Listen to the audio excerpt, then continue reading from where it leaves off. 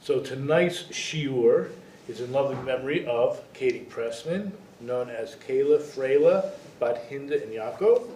Also in loving memory of Yael, Bat Mordechai, as well as in memory of an Elias Neshama of Rav Yosef ben Eliezer Cohen. Also, somebody dedicated this shiur in the merit of Teshuva for all of Am Yisrael, B'ezrat Hashem, all the Hotzaot, all the Perot, B'ezrat Hashem will come out of tonight's shiur, should affect the many. Also, somebody dedicated that Harvey Kasdan, known as Chaim Aryeh ben Rivka, should have a complete recovery. He underwent a triple bypass, and he's well on his way to a full recovery. And also someone wanted to express their gratitude, especially to Rabbi Kessin, for all the clarity that he gives over in his messages and for the use in our personal lives. So without any further ado, Rabbi Kessin.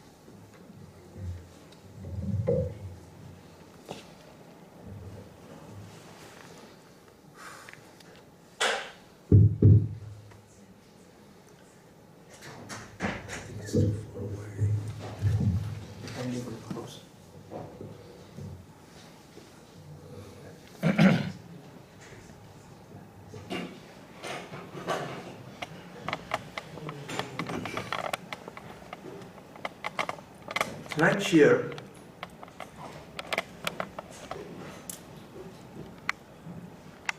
in many ways, not only is it appropriate in terms of the timing, because today is or was actually, by now it was, Rosh Chodesh Elul, and we know that Elul, traditionally, is a time that all Jewish people, hopefully, really think about who they are, where they've come from, where they're going.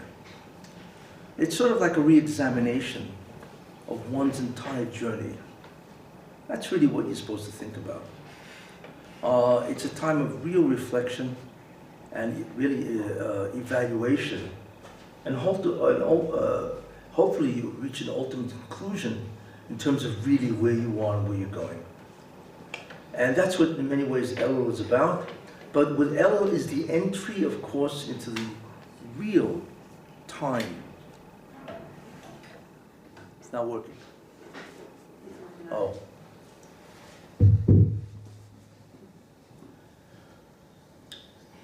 There are many things to think about and analyze in terms of tonight's discussion, or shiur. Obviously, it's about Teshuva.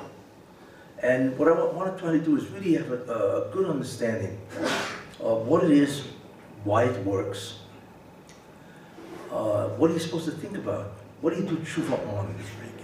And many people have their own idea what they think should be done, what sins they should address, and so on. But what I want to point out tonight is something, in a certain sense, much more, I think, essential, that if a person wants to really do Teshuva, there's something much more essential that he should think about. First of all, what's the origin of Teshuva, really the origin of Yom Kippur, actually? We know that when Moshe Rabbeinu took the Jews out of Egypt, when the Ribbono Shel Olam took the Jews out of Egypt, of course, that they came to Har Sinai, and at that Har Sinai, this was the end, basically, really. When Moshe Rabbeinu was now going to give them the Torah of the Mashiach, because Moshe Rabbeinu was really the Mashiach ben Yosef. That's really who he was. And what the Jews were supposed to do, of course, is accept that Torah. And had they done that, then Moshe Rabbeinu would have been appointed Mashiach, as it was, he's only a candidate. And that would have ushered in an entire Messianic era. And the world as we know it would have been very different. However, what the Jews did is that they sinned at the golden calf, we know, and that reintroduced a terrible series of events in the Jewish lives. So the event really of the Chet Egel really required an enormous amount of Teshuva, or repentance. And this is really what should have been.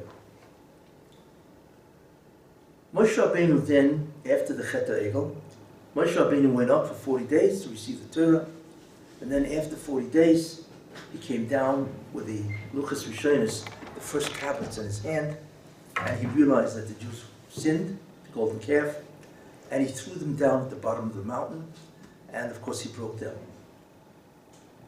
But the ordeal wasn't over. What he did is because in many ways God held the Jewish people as a totality responsible. Even though it wasn't all the Jews that sinned, it was really the heir of Rav. But since they allowed the heir of Rav to do what they did and to continue their sin, therefore all the Jews actually were blamed. And at whatever level of blame was appropriate, and as a result of that, the Moshe was, obviously, Moshe Rabbeinu could not be Mashiach, and the Jewish people were really in many ways sentenced to death, actually, because what they had done in many ways is avodah zarah. But in any case, Moshe Rabbeinu then, after 40 days, when he came down, broke the luchos, and then he went back up. Why? He went back up to obviously supplicate for the Jews, because they were now under a death sentence. And Moshe Rabbeinu, of course, knew that. So he went up again, and he stayed there for another 40 days. And in those 40 days, he prayed to God that, and we have the whole discussion in the Torah itself. He prayed to God that God forgive the Jews. He should certainly not annihilate them, but he should forgive the Jews. And then Moshe Rabbeinu came down again on Rosh Chodesh Elul. And then after that, he went back up again on the same day. And why did he go back if he already had the forgiveness? Because he argued with God not to give the ability of what the Jews can do to another nation. Because he was afraid that the Moshe would say, listen, if I put all my eggs in one basket, and that basket breaks, I got problems. So what I'll do is I will now allow another nation to also do what's called the tikkun, which is to bring me back. I'll just assign another nation besides the Jews. And Moshe Rabbeinu didn't want that. So he went up for the last 40 days, and he prayed to the Rebbe that he should maintain his status, his relationship with the Jewish people, Klal Yisrael, permanently, and not give it to anybody else, any other nation. That doesn't mean if somebody in another nation wants to become Jewish, that of course is still allowed. But he didn't want another nation to enjoy the same status as the Jewish people. But I'll go into why, but that's what happened. And finally, Moshe Rabbeinu came down on Yom Kippur, the 10th day of Tishrei, is when he came down. And he had succeeded in getting a complete atonement, at least for that time, an atonement for the Jewish people. So therefore Yom Kippur becomes the Day of Atonement. Traditionally, that's exactly when Moshe Rabbeinu was able to secure a complete tshuva, not totally actually, but basically a tshuva where God would not destroy the Jews, he would not give the mission of the Jews to anybody else, and as a result of that, on Sukkot, what's called the Anonei HaKavod, the clouds of glory came back. That indicated that the Jews were now under the protection of God. And while getting into more of that, because the previous, the understanding of the cloud is really the beginning of the understanding of Sukkot. But in any case, so we have Yom Kippur is the day when Moshe Rabbeinu finally came down. The Jews were forgiven, and as a result of that, the Jews, of course, had this incredible celebration because of that. But I want to mention that even though they were forgiven and the status quo of the Jew remained, However, God said, but the punishment was not really forgiven in that sense. Because what they had done is a massive Chil Hashem. It was incredible.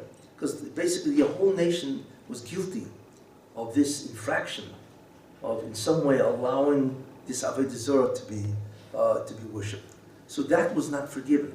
So what the Moshe does is the Moshe said, every time I will punish the Jews for a sin that they do, I'll just add a little more as an expiation for the sin of the golden calf.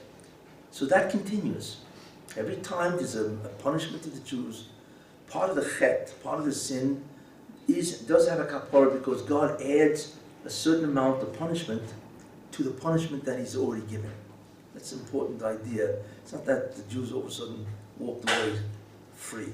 In any case, but the main idea is that the Jews were now able to survive and function as Jews, and that itself was a cause of tremendous celebration. So therefore, that's basically what happened on Yom Kippur. That's why we have a Day of Atonement, historically. And spiritually, because God did forgive the Jews to the extent where like I say, the status quo remains. The Jews are the Jews, they do the tikkun, you see, and they're the only ones that do the tikkun, and that continues. So this is basically an understanding of the history. What is interesting that we can contemplate is, every day is a day of tshuva. Think about that. There's a mitzvah of tshuva every day. So the question then is, why is Yom Kippur a special mitzvah of doing tshuva?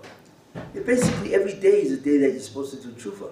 It's a mitzvah saseh. It's a positive commandment to do tshuva, repentance, right? Every day. So why should there be one day dedicated to tshuva when, in effect, it goes on for 364 days besides Yom Kippur? It's an interesting question.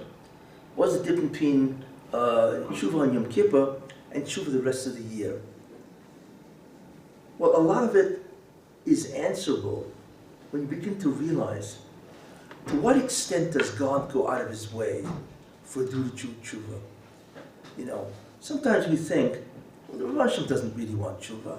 You got to go through all the hoops, all the hoops in order to do tshuva. But when you take a look at really the month of Elul, you realize that's not the case. And think about that. The Russian wants the Jews to do tshuva. There's no personal gain. Doesn't get anything out of it.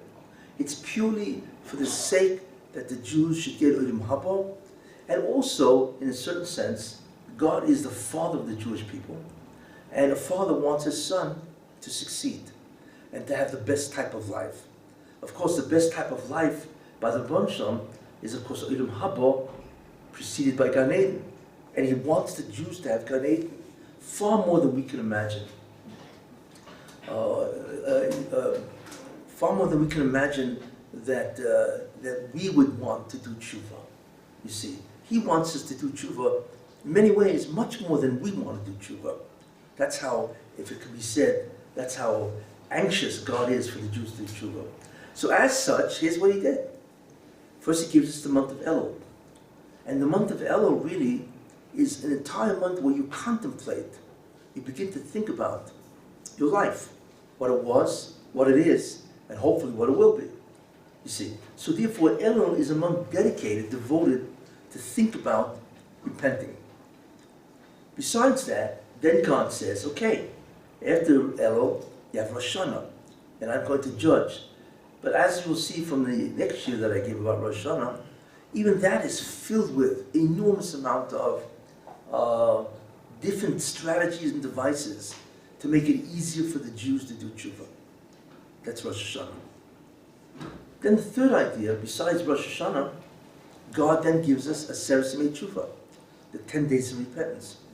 So that's a third strategy, it's a third attempt for the Jews to do tshuva. I mean, look how much God is extending that desire of His for the Jews to do tshuva. You see.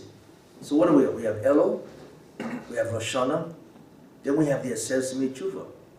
And then finally we have Yom Kippur. You see, where God again extends a day where a Jew can devote himself to thinking about his life. one of the advantages of Yom Kippur, okay, is that we minimize physical interaction with the world. We don't eat, we don't drink, we don't do other things in which a person is very heavily involved, Yom Hazer. So therefore, that takes away the distractions of this world. So a person can then focus much greater on his self, devoid of physical connection. And that's ruchnius, that's spirituality. So those mitzvahs, or I should say isurim, the prohibitions, inuyim, which are the concept of, inuyim are the suffering, so to speak, is not to make you suffer. You can't eat or drink, why not? You can't take a bath or whatever and so on, What it is what the Moshe does is he tries to minimize your interaction, as I said, with the physical world. And hopefully, because you won't be so distracted, with eating and drinking and so on, that you're going to think much more in terms of the spiritual aspect of yourself. And that's why you have what's called the Chamesh Inuyim. The 5 different Inuyim is deprivations, if you want to use that word, and so on, In any case. But there's something else that the Baruch does, which is absolutely outstanding. And in many ways, that's the essential concept of what we should reflect on Yom Kippur. What's the problem with Teshuva? You know what the problem is? Either we don't do it, we do it half-heartedly, or I should say as an afterthought, or we do it half-heartedly, you see? Or we do it, and in the back of my mind we're saying, well, when Yom Kippur is over, go right back to doing what I was. In other words, Teshuva really, in many ways, it's very difficult to do Teshuva with a complete confidence and desire to really change. Most people don't do that. Like they say in New Year's resolutions, A New Year's resolution lasts exactly till January 2nd. And then that's it. It's over with. I mean, there's statistics on this, How quick does a guy break his New Year's resolutions? And about the closest thing I hate to say to Yom Kippur is New Year's resolutions, because people think for some reason that on January 1st you actually can turn over a new leaf. They actually want to do that. But of course it's false, So therefore, this is the problem with Teshuva. That in many ways it's very hard to do, and most people don't do it adequately. So then what's the problem? Here's the problem. That there's an angel called the Sultan. His job is Mekatreg. His job is Kitrog. His job is to prosecute. Dinim, judgments. That's his job. Like he has 3 jobs. One job is to tempt. In that role he's known as the Yetzer Hara. The second role he has is called a Sultan, which is an adversary, a prosecutor. And the third job that the Sultan has is the Malchamovus, the angel of death. Not that he kills, but he's also responsible to execute the judgment of the court, you see. And the problem is when somebody does tshuva, and there's a little flaw in the tshuva, there he is. He's up there in front of the court saying, come on, give me a break. You call this a tshuva? The guy himself is laughing, right? He himself is thinking, wait a minute, you ever see a Marav after Yom Kippur? It's called a bullet Marav. Wait a minute. You just finished this kind of lofty heights, right? So you think the Marav after Yom Kippur would be really slow, But it's like, wow, before it starts, right? It's over, you see? So you begin to wonder, what's happening here, And of course, then everything goes back. You ever notice the exact same thing as the next day? Maybe it lasts for another day or two, and then it's all back to square one. So the Sultan is up there going crazy. He laughs. He says, give me a break. This is what you call this a tshuva? The problem is that his prosecutions, right, isn't a comedy routine, right? It's a judgment. He's a prosecutor.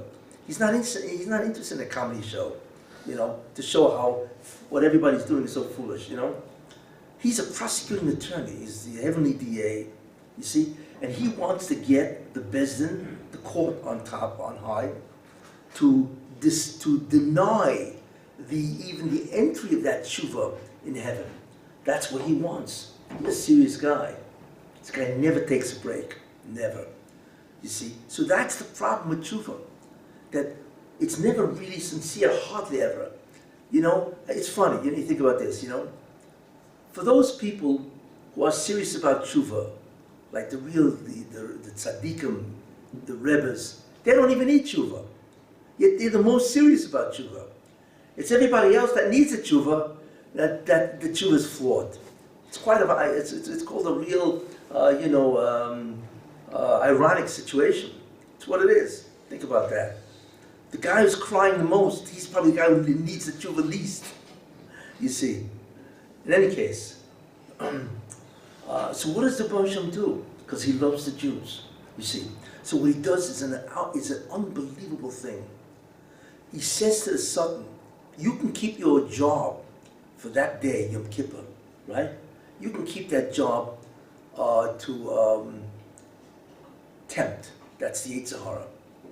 You can even keep your job not to tempt, but even to malchamobas, to execute.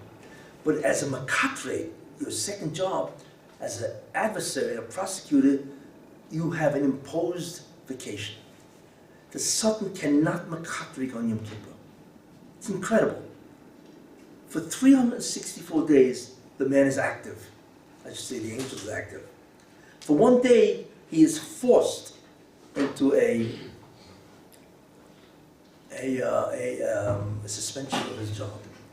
Therefore, there's no kitro. You have to understand what that means. That means if there's no prosecution at all, because the prosecuting attorney is the prosecutor, okay? That means any tshuva that you do, even if it's a fleeting thought, wouldn't it be interesting to change in this way? That's enough. That is a tshuva, which means, it's as good as it says, but at least it won't be rejected in heaven. That's the key. You got to get past the door. You see, the problem is that during the rest of the year you do tshuva, if it's not really sincere, or there's all kinds of holes in it, it doesn't get past the door, because there's kitra, there's a prosecution. But on Yom Kippur, any thought that where a person says that I want to do tshuva, or have some change of behavior, that is allowed to enter the heavenly domain, and it is considered in terms of whatever it is. But at least it gets in there. At least the petition goes in front of the king, you see. Most of the stuff it never gets through. That's why Yom Kippur is incredible. That's why if you add up the gematria of Hasatan, the Satan, it adds up to 364. Because one day he is dismissed. Thank God for us, or else we'd never be able to get in. But the Satan is dismissed for that one day, and he cannot prosecute against anybody doing tshuva. Now, that's an unbelievable gift that the Baruch Shem told them, this day you're off. We don't realize how powerful that is. So therefore, when you think about that, what are you going to say? Then you say, listen, you can't let Yom Kippur go by without something. Come on. The guy, the greatest, most dangerous person to Klal Yisrael is a Satan. He's off. You see? So if you think about that, you can't waste a day. Don't let Yom Kippur go by without anything of tshuva. You see? Because it will be accepted in terms of whatever it is. But it will be accepted. Think about that. That's why it's imperative that you think about what this day means. That the Satan is off, and therefore any thought about repentance will be allowed to enter and considered. You see? And if it's legitimate, which most thoughts are legitimate in that sense, they may not be complete and so on, but most people who think about changing. Very important to take advantage of that day. So that's the fundamental difference between tshuva on Yom Kippur and tshuva during the rest of the year. That's what you have to think about, which is a very important concept, you see. Now, how does tshuva work? Why does it work? What's its operating mechanism? That's the question. In fact, how does anything work? That's a tikkun device.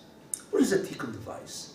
A tikkun device is an instrument that allows you to bring God closer.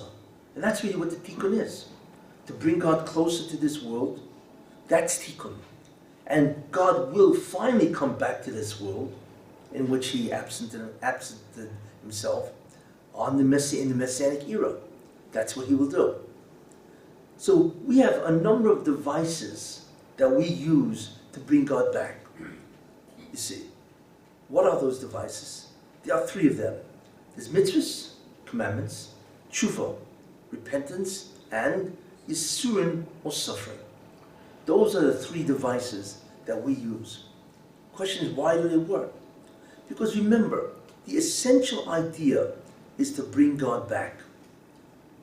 The way to do that is you have to, in some way, do an action which indicates that you believe in God, that he exists, that his will is supreme. If you do that, then it's midah keneged midah, measure for measure. To the extent that you believe in God, to that extent you will experience God, measure for measure. That's called true justice. You see? What is a mitzvah? Think about this. Imagine you're walking by, I don't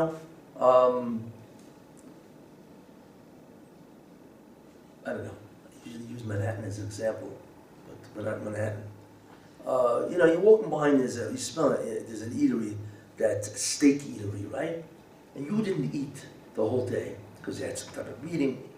And all of a sudden you smell the steakhouse, and all of a sudden you begin salivating because it's an incredible smell, right? So right there and then, and let's assume the steakhouse is not kosher, you have tremendous struggle. What is that struggle? Well, should I go and eat the treifa steak, or I should not eat the treifa steak, right? That's the conflict. Should I eat or not eat? So that's a conflict. Should I do the act or not do the act of eating treif? But is that the real conflict? No. There's a much greater conflict. Should I eat in a steakhouse? And why? Because I want to do what I want to do, my will, right? Hey, I'm entitled to a will. I want to eat. Or no, I shouldn't eat the treifa steak. Why? Because it is God's will not to eat that steak, because it's treifa. Okay? So what is it? It's not a battle of acts, eat or not eat. It's a battle of will. Whose will dominates? Your will or God's will? You see? So we're really now at a different level of conflict. But there's really a greater level of conflict. Should I eat the steak because I want to do what I want to do, my will? Why? Because I also exist. I'm independent of God. I can do whatever I want. If I exist independently of God, then I can do what I want. Or no, you can't eat the steak because God doesn't want you to eat the steak. Because in reality, it is only God that exists. Besides God, there is nothing else. The fact that you think you can eat is an illusion of self. You see, really we are, actually it's a delusion of self. We are under a false belief that we actually exist independent of God. And that's false. As it says, besides God, there is nothing else. So therefore it becomes a contest in your belief of God. Do you believe that you exist independent of God? Therefore, you're entitled to your will. Therefore, you can go and eat the steak. Or no, you don't believe that. Really, besides God, there is nothing else. Therefore, there is no other will, really. And the next thing is, therefore, I will not eat the steak. You see, so every mitzvah forces you into that conflict. What is your belief of God? Therefore, that's the midah keneged midah. That's the mechanism, you see. Because you express that you believe God is really the only thing that exists, therefore you will experience God, that's your reward. It's measure for measure. That's the mechanism, you see, of the mitzvah. That's how mitzvah works, you see. Now we know that when you say Shema Yisrael, Shem Elokeinu Shem Echad, Shema Yisrael, the Shema, the letter at the end of the Shema is Ayin, large, and the letter at the end of Echad is Dalet, right? They spell Eid, Ayin Dalet. Why? Because Eid, that's what you have to do. You need to testify through your acts. Besides God, there's nothing else. And if you do, then read it backwards. Dalet from Echad, Ayin from Shema, Da. You'll know that. You'll know what you testified to, you see? It's an exact reversal. What I'm saying isn't the drasha, it's the mechanism of why a mitzvah works. Because a mitzvah allows you, because you struggle, to make that testimony that you believe God is really the only thing that really is, and only His will really exists. And that's your struggle. That's your test. So therefore, that's really the mechanism of a mitzvah. It boils down to everything but, do you believe, what is your belief of the nature of God? And to the extent, or whatever you believe is the nature of God, that's exactly what you will experience. Measure for measure. You see, that's how it works. Now, let's take the next device, which also does tikkun. Teshuva. How does teshuva work? So I said I'm sorry. You know, what do you say in teshuva? Vidui, I acknowledge that I sinned, correct? So that's one, right? Then regret, charata. You know, not only acknowledge I was wrong, but I have charata, which means I regret what I did. And the third thing is I accept upon myself not to sin anymore. It's called kabbalah al-yosef. Okay. What's the mechanism in teshuva that brings God closer? Remember, you know, every tikkun device, mitzvahs, teshuva, or yisurim, has to have the component of belief in God. That's its mechanism. That's its principle. And therefore, you have midah keneged midah, measure for measure. To the extent you testify that you believe God is, to that extent you get God in the future world.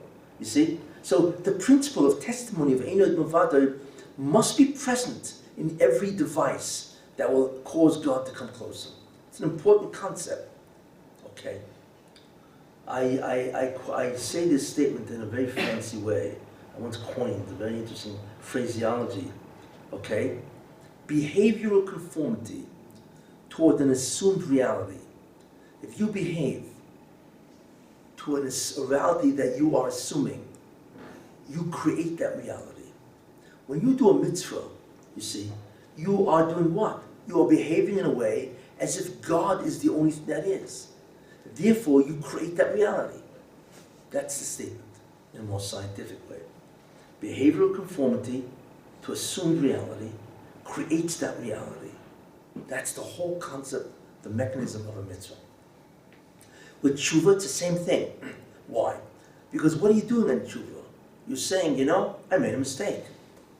I acknowledge I made a mistake. That's number one. Number two, not only I made a mistake, but I'm sorry. Charata, and I won't do it again. So what you're really doing is what? You are what's called recant.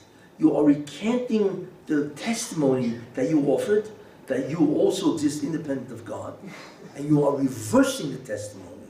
But isn't that the same thing? If you reverse your testimony, God, what truth it is. I'm sorry, I acknowledge I sinned, right? Which means I acknowledge that I thought I was somebody, and I exist independent. I regret that I did that. I won't do it again. What won't you do again? I won't again do a statement or a deed which indicates that I'm somebody, independent of you. So therefore, what are you doing? You are having charot on your edus. You see? You are reversing your testimony. You see? But isn't that the exact same thing? So the exact amount that you reverse, that's the amount you will again experience God. It's the same thing. Because it has the same mechanism. That's what, it has to have that mechanism. It has to declare your belief in God. And then it works.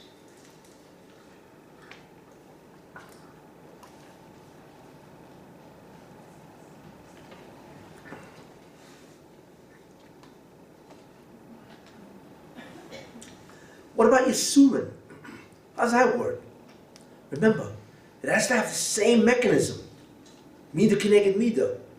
You say something about God, then God says, okay, you're going to experience, you are going to experience the amount of me that you believed in. Measure for measure. It's an exact mathematical formula, really, you see? But then the question of Yisurim, suffering. Why does that also bring God closer? That's a little harder to figure out. Because when you suffer, okay, you suffer. What does that have to do with God? You see? However, there's an answer. A very important answer. Who or what is the greatest denier of God? If you think about that, the answer is the human. What is the real battle a person has? A person is always battling, who's the boss? Is it me or is it God? Think about that.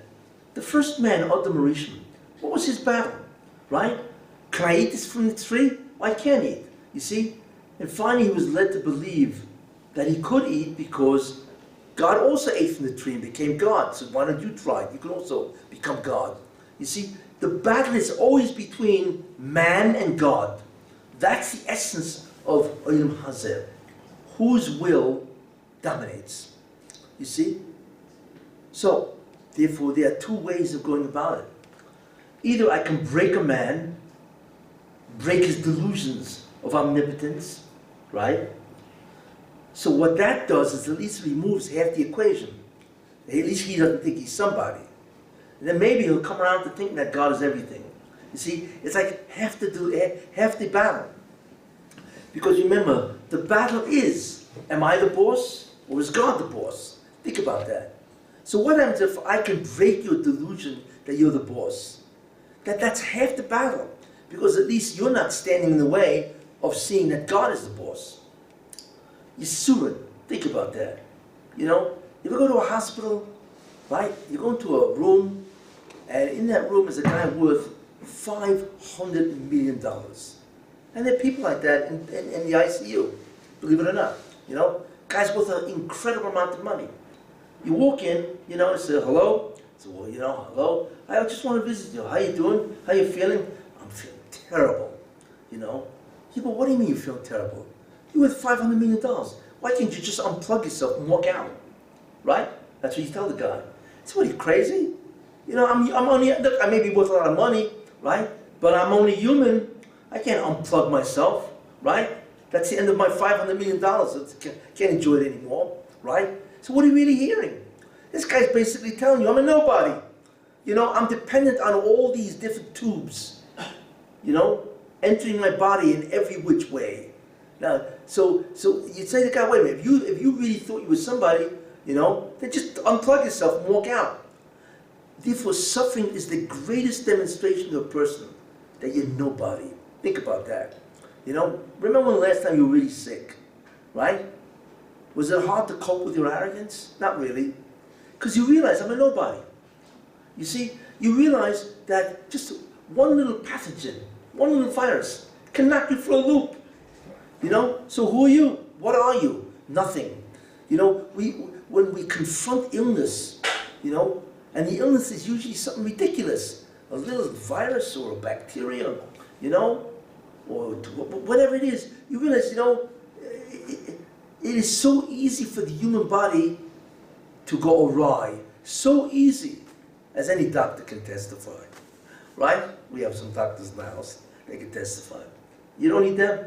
You know yourself, you know? So the greatest breaker, destroyer of your delusions of omnipotence is suffering. So therefore that also does the tikkun. Because at least removes one half of the equation, that you are nobody. And then hopefully you work your way to feeling who is somebody, that, you know? But that's why that's also a tikkun device. But since it's only half the mechanism, you know, and so on, so it's not as powerful as mitzvah teshuva. Nowhere near as powerful. But at least it works at a certain level. You see? So that's a very important concept of Yisurim. The second concept of Yisurim is that Yisurim undoes the pleasure. When you did an Avera, you got a certain pleasure. You see? So in a certain sense, that has to be undone, because that's justice. So Yisurim undoes the pleasure you had when you did the Avera. You see? So that's true. But the real concept is that disease, suffering, agony, anguish, you name it, is an incredible indicator to a person of their real worth. No. not after the shir. Okay? Anyway, so that's how these things work, which is very important. And actually, what's interesting is this. So we begin to realize that what Yisurin really is really a blessing, because it's trying to correct your delusions of grandeur, your delusions of omnipotence. It's really, it's doing you a tremendous favor in that sense, you know. When a person wakes up from that delusion, it's a different story. But in the end, you know, it's doing you a great favor. It's like it says in Koheles, you know, it is better to go to a funeral than to a party. Why? Because the funeral is reality. Guess where we're all headed, you see. The party, who thinks about, you know, everybody's having a great time. Having a great time is, wow, I can't believe the incredible time. You know, people are talking to me and all that. You know, it's very important to face reality, you see. And even Koheles says that, and so on. Same idea. So in many ways, Yisurin, suffering, is a great teacher. There's an interesting story, very interesting story. It concerns Napoleon. I'm sure everybody heard of Napoleon, okay? But it's a very fascinating story. And it illustrates what our attitude should be towards suffering. What happened once is Napoleon he had many wars, actually. The guy was always busy with wars. But anyway, what happened was he was fighting a country, and he wanted to find out what the strategy of that country was, okay? Because he was going to, the next day was supposed to be or the next couple of days was supposed to be a tremendous battle.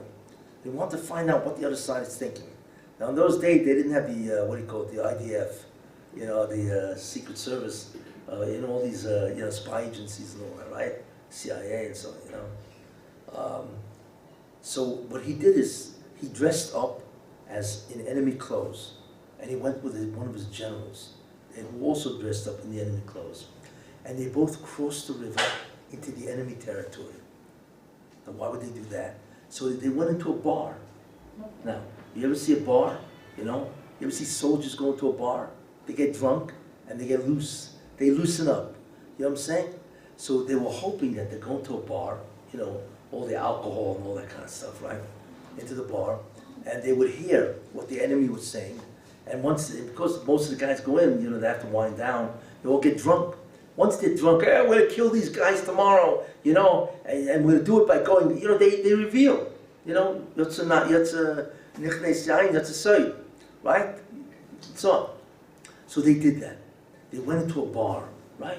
And they sat down in a corner so they wouldn't be noticed, you know? And they were just listening to what the different soldiers were saying. You know, the majors, the generals, whatever. And they were gathering information. I mean, it's a great idea when you think about that, you know? You know? All of a sudden, there was a guy sitting at a bar. He's drinking, right? He puts down his drink, and he just looks around the bar, you know? And all of a sudden, he sees Napoleon and the general. And he all of a sudden says, what? He says, hey, guys, that's Napoleon. That's what he said. That's Napoleon. You believe this? In the middle of the enemy territory, all the guys, you know, whatever, they have guns, swords, you name it, right? These are all the soldiers. He said, hey guys, that's Napoleon. So the soldiers around him said, you're crazy. Napoleon? You think he's going to come into a bar in the enemy territory? What, out of your mind? So the guy, and they start laughing at him. You know, I mean, when you think about it, you know, they're right.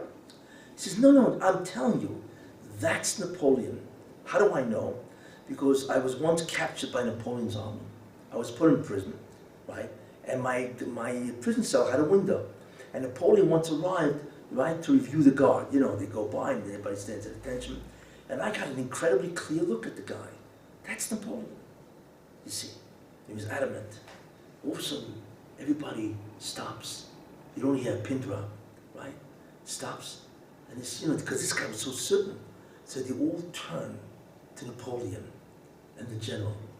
And they begin to walk over to him. And it's like bad news. You know, I mean, it's easy to think about, you know, and so on, you know. So all of a sudden, I mean, this was curtains for Napoleon, right? It's over. I mean, imagine capturing the head of the whole French army, you know. Napoleon, emperor. All of a sudden, the general who's with Napoleon stands up, grabs Napoleon, the short guy, he's famous, short guy, you know. He grabs Napoleon, right? And he takes his fist and he punches him in the mouth. What? You're not going to pay me what you owe me? And he begins to beat Napoleon. Imagine. That's what the general is doing. And they're all looking. And they say to themselves, this can't be Napoleon. Who would ever do that to Napoleon? You know? It's ridiculous. And would Napoleon ever allow that? It's impossible. You see? So they all turned around, resumed their drinks. You know? What did Napoleon and the general do? They slunk out of that place so fast, right? Back over the lines. But this general was frightened because he just beat up Napoleon. Think about that, you know? You just beat up the emperor. We know what that means. It's death, you know? So this general's thinking he's finished, you know? So they go back over the lines, you know, to Napoleon's side, you know? And the general goes home, Napoleon goes wherever he goes, the palace, whatever he's got there, the palace tent, whatever, you know? And he knows. 2 hours later, knocks on the door, whatever, Napoleon demands to see you. And like 50 soldiers outside. Well, as they say, c'est la vie, in French. Anyway, so he goes, so this guy goes, and he's escorted by 50 guys, and he's, you know, and he's standing in front of Napoleon, you know. And Napoleon says, before I pronounce sentence on you, you know, and he's all black and blue, it's, you know, it's ridiculous, you know. I want to ask you one question. And so the general said, he's trembling, because he knows. So Napoleon says, I want to ask you one question before I pronounce sentence. When you were beating me, and you really did a great job, right? What do you think I was thinking when you were beating me? So the general said, well, you were thinking, you know, obviously, you know, if I ever get out of this place, I'm going to wash the floor with this guy, right? If I ever get out, you know. That's what the general says. So Napoleon says this, he says, no, you're wrong. I realize what your ploy was, because you were hoping that you're going to beat me to such a pulp. Nobody would ever believe that I'm Napoleon, because nobody would ever do this to Napoleon. Your strategies would save me, you see. If it wasn't for what you did, we'd both be hanging in the enemy camp. That's what Napoleon told him. And he said, instead of punishing you, I want to reward you. And he rewarded him, whatever the reward was, you know, and so on. What did Napoleon really say? The beating that I got from you is what saved my life. So what I owe you is immeasurable thanks, because or else he'd be dead by now. That's what Napoleon said. That's how I took the Yisurim. If the Yiboneh didn't do the Yisurim, then what would happen to us? We need some form of understanding of who the Yiboneh is, or some undoing of the pledge or whatever, you see. That's the concept of Yisurim. It advances the Tikkun process. But what we see also is why. All three must work on the idea that in some way it has to recognize that God is supreme and that you are far below what the Yiboneh is. What is Teshuva? People make a mistake. When you do Teshuva, what happens? You see, people don't realize what a sin does. A sin does many things, but the greatest thing that a sin does is richok. It distances you from God. That's the problem. It's not only that you did a chet, a sin. What happens is you become distant from God. Midah keneged midah. If you think you're somebody, well, guess what? I'm going to allow you to think you're somebody. I'm going to move away from you. It's measure for measure. You know, if you want to take pride and glory in who you think you are, then I'm going to allow that. But that means I have to remove, you see, my presence, my influence. Again, measure for measure, you see. So therefore, the concept of a sin really is that you and God grow more and more distant. Therefore, the real concept of tshuva is to get back to God, is to reinstate the relationship that you have with the Yiboneh. That's why Teshuva, if you look at the word, it's Toshuv Hashem, return to God. Because that was the consequence of what you did, you see. And that's really in the end what you want to restore. Yeah, of course you want to restore, you want to, have a tshuva, You want to think of doing repentance on a specific sin. But in the end, it's not the sin that you want to repair. It is the relationship that you have with God that you want to repair, you see. Because in the end, that's foremost. You know, if you have a relationship with God, right, you'll be incredibly rewarded. In Olam Haba, you see. That's the main thing you want to restore. I want to get back with a relationship to the Rebbeinu Shalom, or Vinu Malkeinu. And therefore, I will be in Olam Haba, and so on, in Gan Eden, and so on, you know. Of course, the way to do that, basically, is to repent on what you did wrong. But do not make a mistake. It's not the specific chet that is the focus. What you have to think about is, what is my relationship with the Rebbeinu Shalom? How far is it, really? And that's what you want to do tshuva on, you know. Of course, the way to do that, as I said, is the concept of doing tshuva on to having a charata on an avera. Yes, that's true. But that's not the main idea. The main idea is to reconnect, you see, to again exercise the relationship that you have with the Rebbeinu Shalom. That's an important concept in terms of focus, you see. Now, when you do tshuva, what are you doing tshuva on? You know, what do you do tshuva on? What is the tshuva? Well, I will tell you something surprising, you know. What is of serious concern isn't so much the tshuva on an avera. You know, I did a sin, and X, Y, and Z, and I got to do charot to X, Y, Z. Yeah, that's part of it, right? Because in the end, you want to restore your relationship with God. But what's very important to understand is, what is the motion that you need to do, which is really tshuva? And the truth of that is this: you need to recommit to search for the emes. We don't search for the truth. We're all bored off. Sheikhad. We are bored off because we want Olam Hazeh. We want the pleasure, the security, the power, right? The fame, everything that this world has to offer. But is that the truth? Is this a search for truth? You see? We buy into this because we're bribed by the fact that we're physical. So we don't want to see this truth. Don't talk to me about God. You know, give me a steak sandwich. You know, or let me enjoy, you know, whatever people do. Let's go to a great show or something like that, right? We do not seek the emes.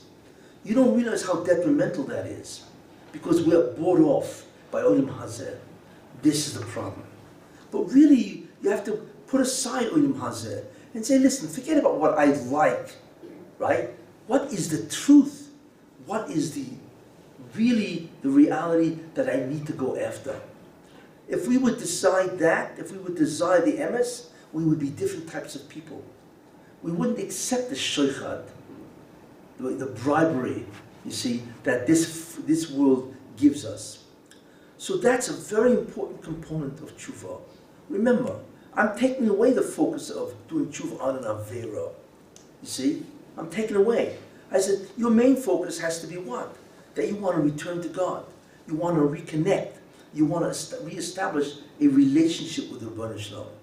That's the first thing. But in order to do that, you have to search for truth. Forget about what you want. What's the emes? The truth. What is reality, really? What is my purpose? Why am I here? Is it just to have a great time? And there are people that believe that, you see. So that's what you really want to think about. And then the second thing, which is very hard, is after you search for the truth, you want to commit to change. You want to commit to change. It's very hard to change. Very hard. It's like what Yisrael Salanti used to say, you know, it is easier to learn through the whole Shas, all Shisha, all 37 sectors, whatever, than it is to change one midah, to change one character trait. Change is very hard for us because we are creatures of habit, you see. And when the habit that we've developed benefits us, then we get hardwired in the brain to do that again and again. It's even harder to change, you see. But real tshuva is not so much on a sin. It's on your entire attitude about life. truth. Commit to search for truth, and then whatever the truth be, commit to change. Even though it's difficult, you see. So that in the end is really what you really want to aspire to, you see. What is the truth? The truth is called be more God conscious. That's a funny word. If you ask yourself, other than the times of davening, how often do you think of God, really? It's an interesting question. You know? Everybody knows their answer. How often is God on your mind? In whatever capacity. Well, I want to get close to Him. I'd love to know who He is. I'd love to know how He runs the world. You know? I'd love to know why He's always on the side of my wife. All kinds of things. You see? But how often do you think of God? You see? It's an interesting question. But in the end, you have to realize that it's all about God. It's all about Him. Because He is the essence of all reality. You see? So somebody who's really what's called Ausgabe in Yiddish, you know, he's really works on himself. He thinks about God all the time. You know? Not only when he prays, and even then how many people think about God? You know? It's like a guy who was down in Shemon Esrei, and he was like, they're all over the place. A rabbi comes over to him and says, welcome back. So the guy said, well, welcome back. You're just davening. Yeah, I know. But I saw the way you were davening, you probably think of this trip. I went on that trip. I just took a trip to Europe. I wanted, you know, you probably think about everything else but God. Even though you're really standing in His presence. You know? We focus very poorly about the Rebbe Shalom. See? But a measure of greatness of your spirituality, a measure of how great you really are connected to God, is how often you think about God. It's interesting. Yet when we ask ourselves, how often do I think about God? Most of us say, you know, I can go through a whole week without thinking of God once. It's interesting. A lot of people are like that, you know? And I only think about God because I want my sitter. Thank God for the sitter. If I didn't daven 3 times a day, I would never think about God. You see? But when you think about it, Teshuva really is restoring the relationship, which means to think more about God. Right? That's what you do when you really want to get close to somebody. So that's a very important idea. In fact, I will coin a term for you. It's called the NG ratio. It's called the NG ratio, right? The Neshama Guf ratio. Which one is more on your mind? Guf drives, bodily drives, okay? Or Neshama, soul drives. What's the ratio here? Is it 1% God, 99% body? Or is it much higher, 70% God? The drives for spirituality is 70% of what occupies you. And 30% is guf. It's an interesting concept. Yeah, go home, in your own house, and ask yourself, what's my NG ratio? My neshama guf ratio. Which one occupies my time more? Where are my drives more? You see? It's an interesting exercise. And that tells you where you're at. You know, before you can do tshuva, you have to know where you're at. You know, it's called a baseline. You know, and that type of thinking, NG ratio, gives you a baseline. You see? And then, if you want to change, you can change within that baseline. Just increase the ratio of the N of the neshama as opposed to the guf. It's a very interesting concept.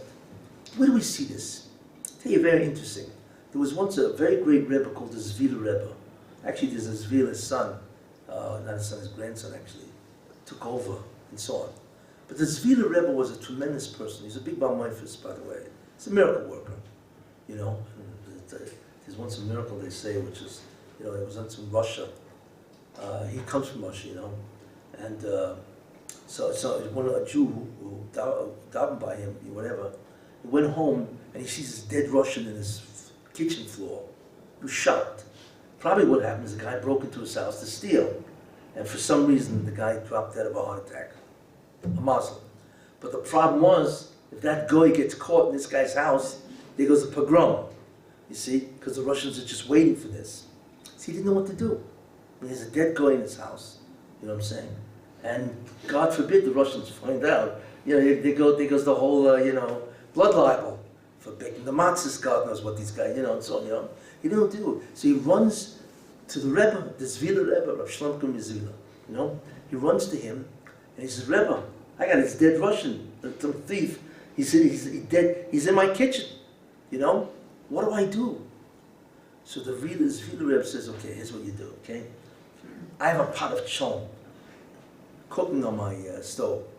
I want you to take some of the chon from the pot. I want you to put it in one of the kelim vessels, I want you to take it to your house, There wasn't the shot of carrying, whatever, And I want you to put some of the chon in the mouth of the goy. So he tells him, So they wow, what kind of remedy is that, I mean, I know your chant is good, but come on, it's not going to wake the dead, So the Rebbe's the Rebbe, right? So what do? He takes some chant from the Zvila Rebbe's chant, The Rebbe's the man chant, right? Take the chant, goes to his house, the guy's dead there, right? Opens up the mouth of the guy, he pours in some chant, right? And he stands back and he waits, right? All of a sudden, the guy gets up and he was dead. It's like beyond belief, The guy gets up, he's dead, but he gets up, and he goes to the outside, goes to the forest, and he drops dead. Nachamal. Again, drops dead, This is not just, this is like Chisa Mesim. We're not talking about a little miracle here. We're about something that defies, imagine, waking the dead. Is beyond measure. Everybody recognizes that the greatest miracle of all, And so on, And of course, word got out. Of course, what the guy did after the guy, he said, I have to get your wife's recipe for chon. It's incredible, right?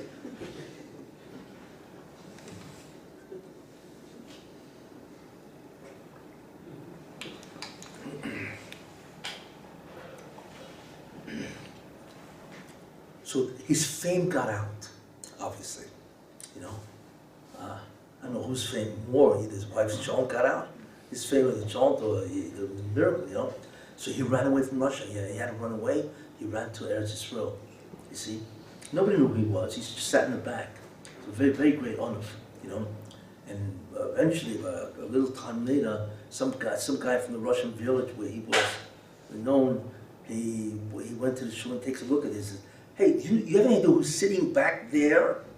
And that was it. His cover was blown, and he was about Moifus. It's obvious. It's incredible, So he said once, he was an interesting individual, this Zvila Rebbe. He used to work for a living. He was a Rebbe. He used to work for a living. It's highly uncommon for a Rebbe.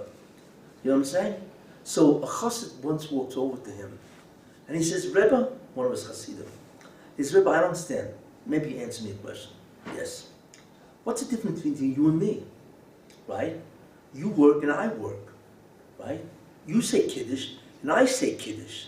How come you're the Rebbe and I'm the Chesed? Before the Zvila Rebbe killed him now. But forget about the chutzpah, whatever it is, but in the end, it's a good question. Why are you the Rebbe and why am I the Chesed? So the Rebbe said, without batting an eyelash, I will tell you the difference. Okay? When I'm in the store, which he did, he used to have a store. When I'm in the store, I'm thinking about Kiddush. When you're saying Kiddush, you're thinking about your store. You have to hear the wisdom of that answer. It is so profound, you see. What was he really saying? He says, you're making a big mistake. It doesn't make a difference where you are. You're right. We both got a store. We're both saying Kiddush. It's what are you thinking about? Where's your consciousness, you see? Where's your center? Where you think is where your center is. So what he was saying is this. It's true I work in the store. But the store is an interruption in my doing the mitzvahs, in my thinking about God. Okay, yeah, I have to work, right? But the store is the deviation, the distraction of my avodah to serve God, you see. Because that's really who I am. I'm the Kiddush, not the store. By you, right, the Kiddush is an interruption in your store. You see, you don't want to be in your Kiddush. Even when you're saying Kiddush, you're thinking what? Well, how much did I sell today? My inventory. Do I have too much inventory? Am I marketing it well? Right? All this kind of stuff, right? So it comes out that the Kiddush is a distraction of your store. That's the difference. It doesn't make a difference what you do or where you are.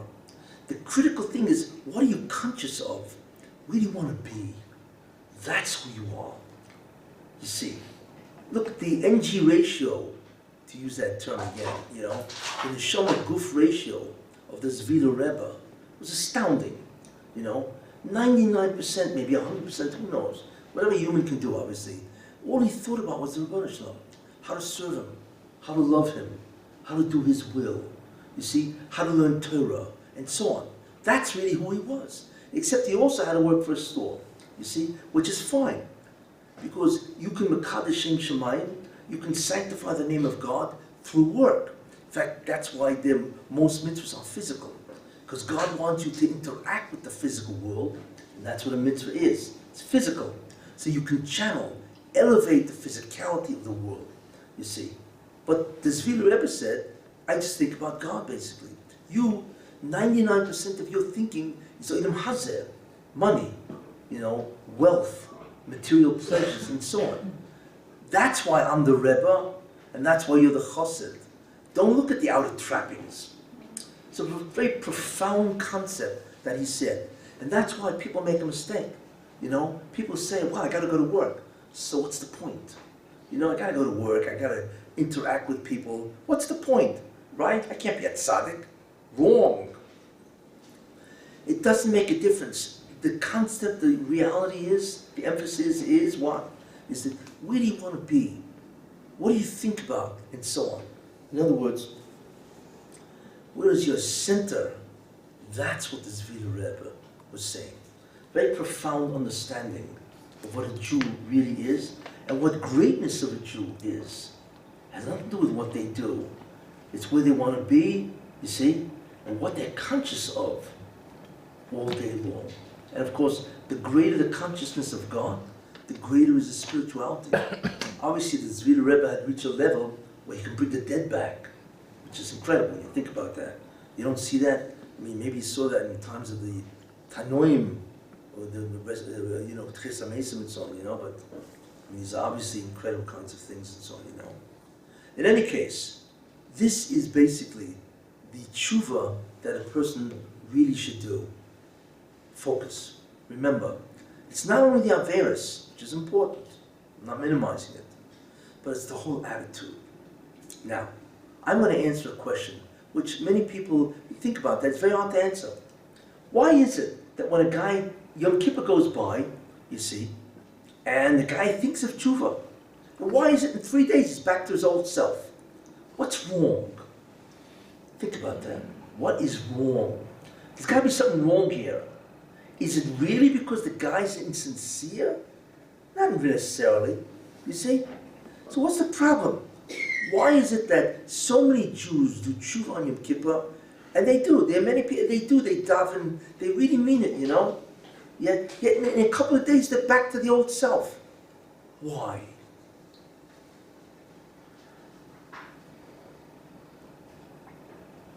I'll tell you why.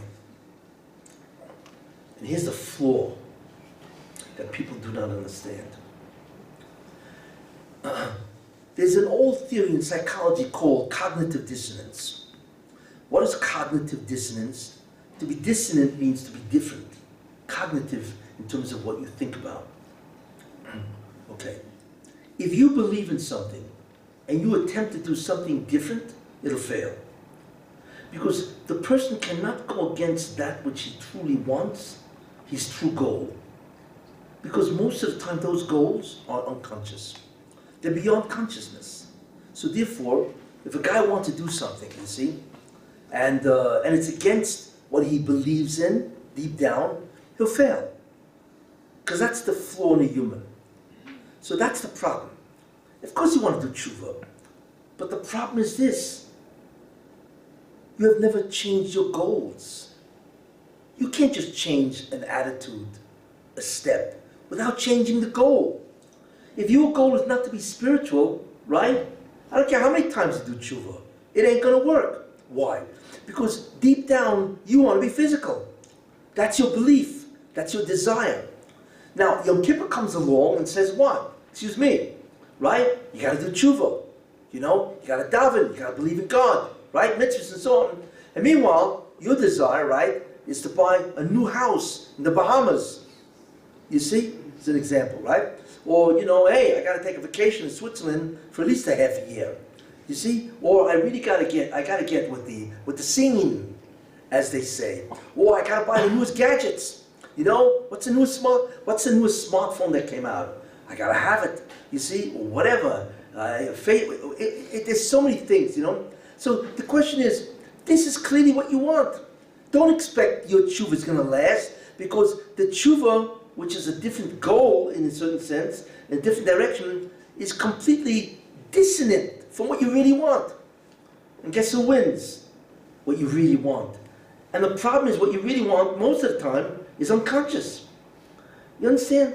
That's why, you know, don't expect a change in a real way. You know, I'm not talking about, well, I smoke 16 cigarettes, so I'm really going to do tshuva. I'll smoke 14. I can't change, you know. But to say where a guy says, I just love to sleep late, you know. But you know what I'm going to do? I'm going to get up to minyan every morning. Come on, you're not going to get from minyan every morning. You're lucky if you get up minyan once every month. Why? Because you don't want minyan. You're not interested in talking to God. You're much more interested in sleeping late. You see? Because you watched the last night's TV show till 1 a.m. or whatever, you know, or whatever you did on the internet. You know, you're up in Wikipedia, whatever the guys do on the internet and so on, you know. And then you don't want to get up early. For what point? You're much more enjoyable to do what you did last night. So of course it's not going to last. It doesn't mean your motive is wrong. It doesn't mean you're a bad guy, not at all. But don't think you're going to win over your unconscious goals. It ain't going to work. Because those goals are hardwired into your brain. This is the problem, because we are creatures of habit. That's why people don't change. Because they don't do the prerequisite work, which is to reorder or change your goals. So if you really change your goals and say, you know, forget about my sins or mitzvahs or whatever, I want to become more spiritual. That's a real goal. So then the desire to do mitzvahs is what's called consonant with your cognition.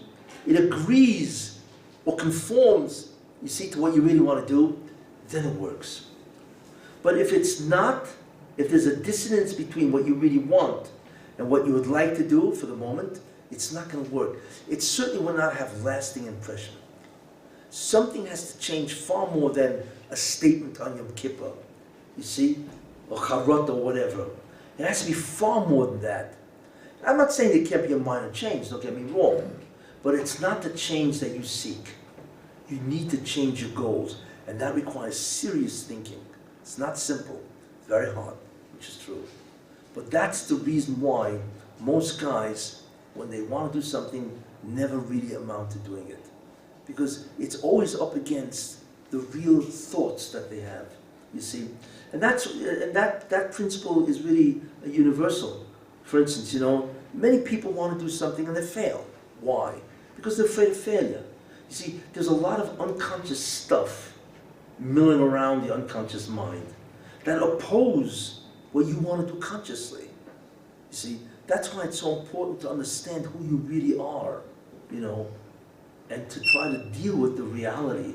And once you deal with the reality, you can actually change, because then it's consonant. It agrees with your belief system. Okay. So I've discussed now many things about tshuva. Many different ideas what the tshuva should be about. One is tshuva, what the beauty of Yom Kippur, the real tshuva is going back to God, and the chet causes a richuk. You know, I gave you examples of this Rebbe, how everybody in this room can be a moedik tzaddik. Because you can go to do whatever you have to do, but the question is, what's your NG? What's your neshama guf ratio? That's the critical thing that you want to change, you see. But what I want to talk about now is a very important concept. How come the Satan always wins? You ever notice? Why is Satan so powerful?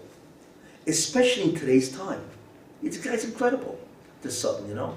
He's got everybody eating out of his hand. You see? You have to understand what the Sultan is doing. He laughs at humanity. He really laughs at that. You see? Because he's got everybody eating out of his hand. You see? The question is, how does he do it? You know? What does he know that we don't know? See? So it's a very important discussion, because now we have to understand, what is the strategy of the Sultan? You know? Many years ago, I was once watching a video. It was the IMAX. You know the IMAX? 5-foot screen, not 5 foot, 50-foot screen, right? So it was about, I don't know, sea creatures, whatever. It was interesting, a documentary, you know? But they had an advertisement, you know, on the IMAX, man, the 50-foot screen, you know? It was a concert, a rock concert with Mick Jagger. I don't know anything about Mick Jagger, but I just know the name, and I know that he's a rock star, you know? I think, he's the head of the Monkees or something like that? Is it the Monkees or the Gorillas? Whatever. Anyway, but it was something to watch. I was stunned. He was there, the way he always is. He's half naked. That was just astounding, you know, with his guitar. And he's got his whole band, and they're like mamish into it. It's Azamin Hasmada. Alavai a Rosh Hashiva should give a shear like these guys were banging away. Such unbelievable intensity. It's something to admire. Not about what they were doing, but the passion and intensity was really something to watch, you know. But it wasn't them that was so incredible, you know. They were in a stadium. There must have been 50,000 people, and they were going absolutely meshiga. It was unbelievable. You've never seen, like, the whole place was wild with pandemonium. Everybody was jumping up. The girls were screaming at the top of their lungs, you know, and the guys, it was astonishing to watch. And I'm there, looking at this, right? Now, what's a guy like me going to do? Think about this, you know? It's an interruption in the documentary, right? But being the guy who I am, I ask myself, what has he got that I don't? What's he doing? What's his magic? That's what I think about, you know? What does he do that drives everybody wild, you see? There's some kind of a magic here. Imagine if you use that for Torah, it'd be unbelievable. So I thought about it, you know, just watching this guy. I mean, it's really fascinating to watch. But I say, it was just the word, just the wildness of the whole place, screaming and jumping up and down while he's hacking away at his guitar, you know? And as I'm thinking about this, I realize what it is. Yeah. I realize what his magic is. The problem is that what his magic is very hard to replicate in Judaism or Torah. That's the problem. And I'll tell you what his magic was, you know. Here's what he was doing. In the end, what does everybody really want? Deep down, you know? If you walk over a guy sleeping, right? 2 o'clock in the morning, right? Assuming he's not on the internet, right? You walk over the guy, 2 o'clock in the morning, you shake him, you wake him up, say, excuse me, what do you want? Right? And he doesn't have a minute to think. What is he going to answer you? You know? He's going to say, I want to overthrow all yoke, all responsibility, all accountability. I want to just do what I want and get out of my way. That's really what everybody wants. Remember I told the old idea of the boss? We live in a world of restrictions. You got laws, you can't do this. And then you have, you know, then there's religion, you can't do this. Isurim left and right. We're like in a straitjacket. You know what I'm saying? But really, deep down, really, human nature, you want to break all of this and get out of prison. What Mick Jagger was doing was giving them the emotional ability to break all bonds. In Hebrew, it's called prikas oil, to overthrow the yoke of restriction, to overthrow the yoke of restriction, limitations, demands, laws. Just get rid of it and go out and do whatever you want. And if you don't like it, too bad. That's what he was doing. But he was doing it through his wild character, and he's half naked there, and he's just drumming away his guitar, and the music was incredibly wild, and it carries you away. But he didn't invent this. The music enabled you to come out with what you really want, you see. And he was selling goods. The goods he was selling was, break it, rebel, you see. And that's what everybody wants. What he did is he tapped into ultimate human nature. And that's how I realized. That's why everybody went wild. Because you could be whatever you want. You didn't care about morality, dignity, decency. That went right out the window. You see? It's whatever you felt, do it. You see? And he had 50,000 people jumping like that. Can you believe this? And that's what they do. That's their magic. They cater to the uncivilized aspect of man. What's called the behemoth in a person. The nefesh bahamas, if you want to use more religious terms. That's what they cater to. And they have tremendous amount of customers in the end, you see. And boy, it's just incredible, right? But anyway, now, how are you going to offer that to Torah? What do you do? Torah is the opposite. Torah says that you have to do the mitzvahs. You have to listen to the will of God, right? And there's no such thing as freedom except in the mitzvahs. It's the exact opposite. So clearly we can't offer that. Just throw off the yoke, Purik oil, can't offer that. It's the exact opposite. Because the essence of Judaism is to be an Eved Hashem, not to be a Moirid Hashem.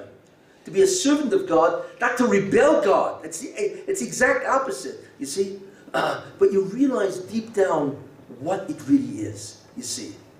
And I bring this out because I want to tell you what the greatest strategy of the Satan is. Because he realizes that, you see.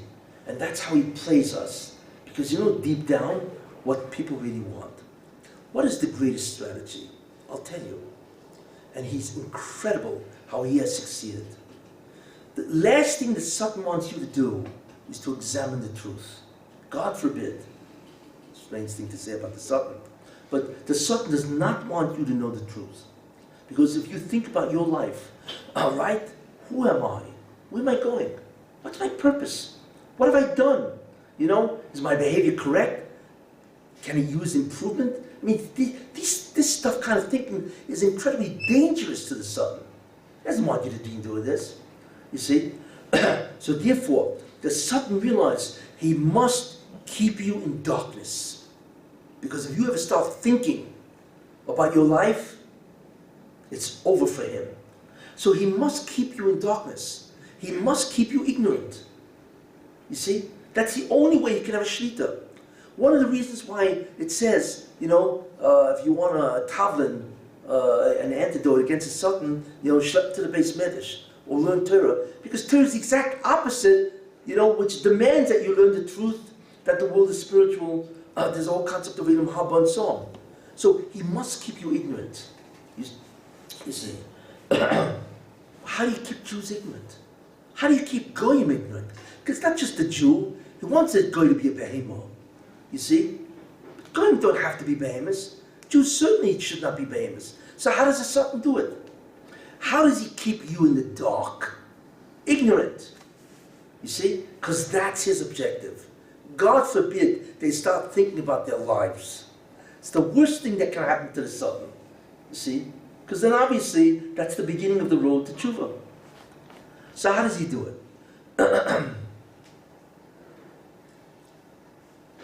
The way he does it, make sure that they will never think about truth, change, spirituality. You know how he does it? Keep them distracted. Never let them think.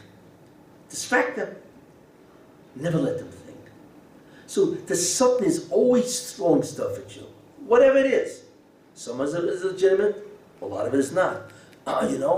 And people are always distracted.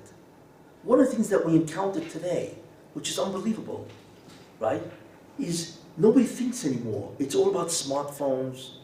It's about Facebook. You see, people are so distracted with their lives about everything that nobody ever thinks about himself. There used to be a guy who was in a car, right? And he's in the car, right? And if he wasn't turning on the radio, right, he maybe could think about, what's happening today. Maybe I did this wrong. Maybe I did that wrong. Teshuva, whatever. Forget about it. Today it's all about what? It's all about smartphones, cars. People are talking all the time. It's a constant distraction. I mean, I'll never forget, I once went into the bathroom, right? And I hear a voice coming from one of the stalls. It's funny. And I said, what's going on? The guy's on the stall doing whatever he has to do. Why am I here talking, right? The guy was on his smartphone, right? So I said to myself, this is incredible. I mean, you want privacy at least in the bathroom, right? And then you're in the stall also, right? Doing whatever's necessary. Why don't you get off the phone and just do the job? You know what I'm saying? So it just pointed out to me, look at what's going on. The guy doesn't have a minute to himself, right? Even when he should have a minute to himself. It's unbelievable. We do not realize that we have become slaves to distracting devices. Whether that device be internet, or the social media, right? The smartphones.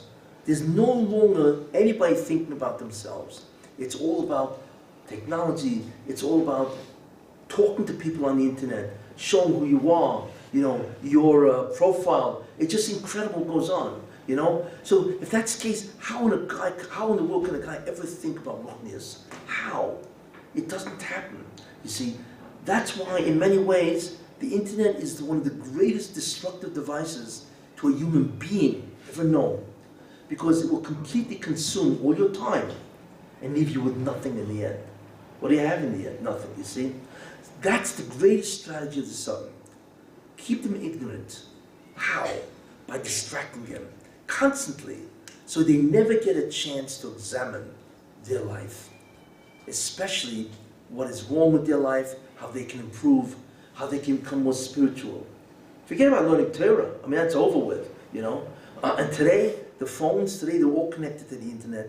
You can do whatever you want on that phone. It's beyond belief what is available to you on a little device. It's one of the greatest, most destructive devices. Do you know that many people, I hear that many people who make the programs for all these devices do not allow their kids to have smartphones. They do, because they realize it will destroy them. Yes, they don't mind making it for others, you see, because there's money to be made. But they will not allow, this is already statistics already. Guys in Silicon Valley, guys who really make this stuff, do not allow their kids to have smartphones. Because they realize it'll destroy everybody. It will destroy your ability to think. Forget about improving. You don't even think. You're so busy. And today you walk around anywhere, right? And what's everybody doing? Looking at their smartphone. It's just unbelievable. It's like nobody has anything to think about anything, just what the latest technology is. That's it. The greatest strategy of all, okay? The objective of the Satan is make sure they're ignorant. Keep them in the dark. Never allow them to think. The way he does it is the whole concept of all these devices that are constantly distracting you, you see. Well, now that you know that, you know the strategy of the Satan, you see. And that's how he does it. And today, in the 21st century, he's unbelievably successful. And that's why he's taking down the whole human race. It's really what's happening. Nobody thinks anymore. And because you're always passive, right, they see now, you've got a kid in your class, he can't think more than 10 minutes. He cannot focus anymore for more than 5-10 minutes at a time, because he is so passive in his activities. He's always listening. They don't think anymore. Just ask teachers and rabbis. The whole generation has changed, because the activity of most people is to do what? Is to be passive. No longer exercise thinking. It's a lost art, and so on. In any case, we have reached a lot of ideas about what the Satan does. You see, we have a whole different understanding of what Teshuva is. To restore the relationship that you have with God. That's the critical key. You see, it's not just the kapara of the mitzvahs, although that's obviously very important. The critical thing is, what's your relationship with your Creator? What is it really? Because most people have are an enormous distance. How often do you think of God? Are your drives more spiritual than physical? Or are they more physical than spiritual? Do you seek Torah lectures? Do you seek that? Do you seek, in whatever way, to get closer to the Torah, to religious Jews? Is that what you seek? What are you doing with your lives, on a daily basis? Is it going anywhere? Or most of it is just dead from one day to the next, The problem is that many people are dead. They just refuse to acknowledge. You see, they're dead spiritually, you see. They just walk around, wondering, until they finally wake up when they're 80 years old. And what are they going to do at 80 years old? Not much. What can you say? Although what's also very important to know is, I don't care if you do tshuva on one mitzvah. Do something. See, it's not an all or nothing thing. God will welcome anything. Anything. Even a passing thought that maybe I should repent at some level. That's what he's waiting for. So tshuva is not an all or nothing thing. It could be anything, a hero, a thought about tshuva, or it could be a real commitment. It could be about adding another hour to the Seder. You have a Seder learning, you want to add an hour, it could be anything. The key is you need to reverse direction. If you're heading in the direction of Olam Hazeh, which is physicality, you need to reverse. That's the greatest single thing that you can do for your own life. Reverse directions. In some level, you see. Before it's too late. We are very close to the Mashiach, very close. And the last thing you want to say to yourself, I should have done tshuva before he came, because once he comes, it's over. There's no more tshuva, because there's no more bechira. There's no free will anymore, because now it's obvious what the truth is, you see. So there's not that much time left, really, and now's the time to grab it. As they say, grab the bull by the horns, you see, This is what the concept of tshuva is, what it is, what the focus is, who the enemy is, and how the enemy destroys. You now have a lot of ideas, It's something really worthwhile to think about, To really think about, to absorb, and hopefully you will reach that conclusion and say, that rabbi is right, what am I doing?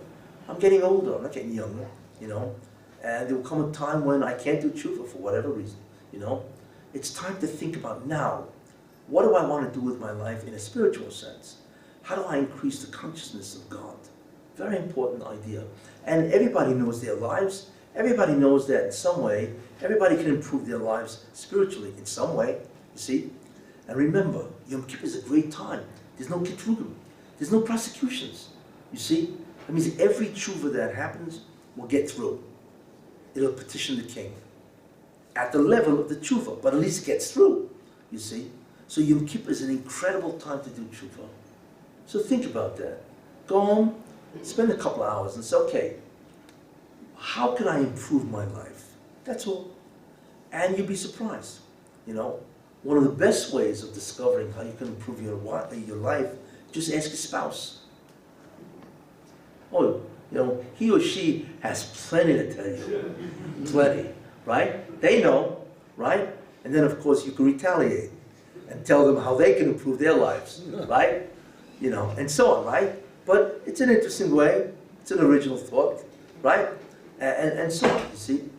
And so therefore, that's the message that I want to leave. Think about your life, reverse at some level, Take advantage of Yom Kippur, because it's a great day to do tshuva at any level. And you'll see. It may be a little hard in the beginning, but it'll get easier. You'll get Siyata Dishmaya, and God will help you. And you'll be richly rewarded for the best choice you've ever made. Thank you. Thank you.